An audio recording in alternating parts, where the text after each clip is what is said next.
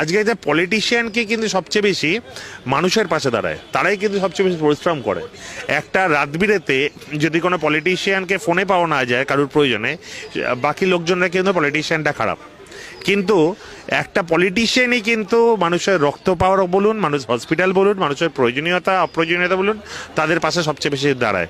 কিন্তু তাদের মূল্যায়ন কিন্তু সেভাবে হয় না। আজকে আপনি একটা সাধারণ মানুষ, সে যথেষ্ট ধরুন তার কোটি কোটি টাকা আছে, তার কাছে গিয়ে কিন্তু মানুষ বলে না যে আমাকে এইটা করিয়ে দাও ওইটা করিয়ে দাও।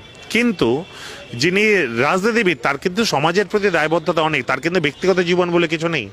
আজকে আমি চাইলে আমি একটা 5টা কলেজের ছেলে বা 5টা ইউথ জেনারেশন, কেউ তার লাইফটাকে যেভাবে কাটাতে পারে, তার যেভাবে আনন্দ ফুর্তি করতে পারে, বা তার কাছে স্বাধীনতা অর্থ যেটা, আমি একজন রাজনীতিবিদ হয়ে আমার কাছে কিন্তু সেই জীবনে স্বাধীনতা অর্থ অনেক কঠিন। আমায় ভাবতে হয় কোনো কথা বলার সময় যে এই কথাটা আমার কীরকম পারসেপশন তৈরি হবে, বা আমি